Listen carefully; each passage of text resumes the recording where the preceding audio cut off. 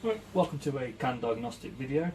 I recently had some trouble with my KTAG where I couldn't get it to read anything properly, and while I was trying to troubleshoot the problem I struggled to find any material online that would help me, or anything on it at all really. So I decided to make a couple of videos to help people out who have just brought a KTAG and that are struggling to use it.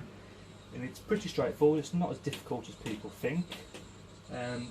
First of all, we've got to have our ECU, we've got our KTAG, we've got our BDM adapter, and I'm going to show you exactly what to do.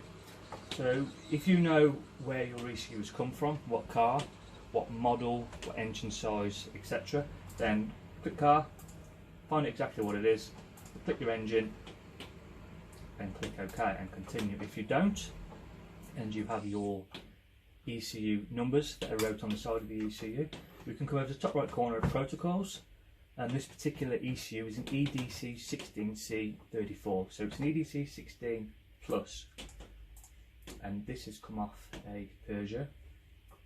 So we're going to go down and we're going to find Ford PSA. It's part of the family 60, and we are going to click here, how to connect to the ECU, and it's dead straightforward. There's three different hardware variations. Going to click the middle one, hardware 1, and it's to know which one it is, all you've got to do is click it and look at the pictures. Make sure all the chips are in the same place and the picture is identical to the one on the screen.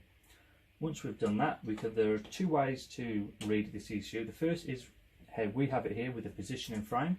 It tells you what adapter to use and how to connect it. Secondly, you can use a direct ribbon cable where you solder the pins directly. Personally, I use the frame at all when possible.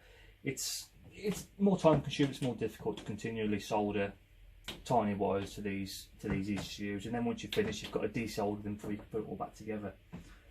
So once we've connected our hardware to the ECU, we're going to click OK, and that brings us up to a second screen where we're going to click which one we have.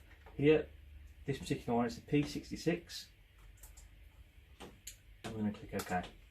Now on the top left hand corner we're going to back up the files that are on here. On this particular one we have the flash, the micros and the EEPROM. We're going to do everything. I'm going to click read, and now it's going to identify the ECU, hopefully, and it's found it and it's reading the info on the machine. So first of all it's going to start reading the flash files, which does take a while. Right, we're getting to the end of that, and we are now going to start reading the external flash, which is where all your maps, all your engine performance, fuel economy, etc., where that's all kept basically. This is going to be a bit quicker than the previous. And next we're going to be reading the EEPROM, which doesn't take very long at all, and then once it's finished that, it's going to ask us to save the file, which we will indeed do. So I'm just going to write EDC16 plus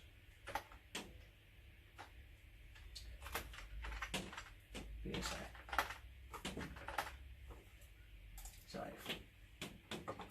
And then we're going to save these files separately. We're going to click yes. So if we want to adjust the maps or copy the EEPROM, we can do it that a little bit easier without having to separate them afterwards. And that's it. Really is that simple. If you've got any comments, any ways you can suggest that I can help you, just drop me a message. I'd like to thank Sir Lewis at LM Auto Repairs, Eagle at Cars Exposed, Alex at VA Tuning, and the Pro Diag community on the forums. Thank you all very much.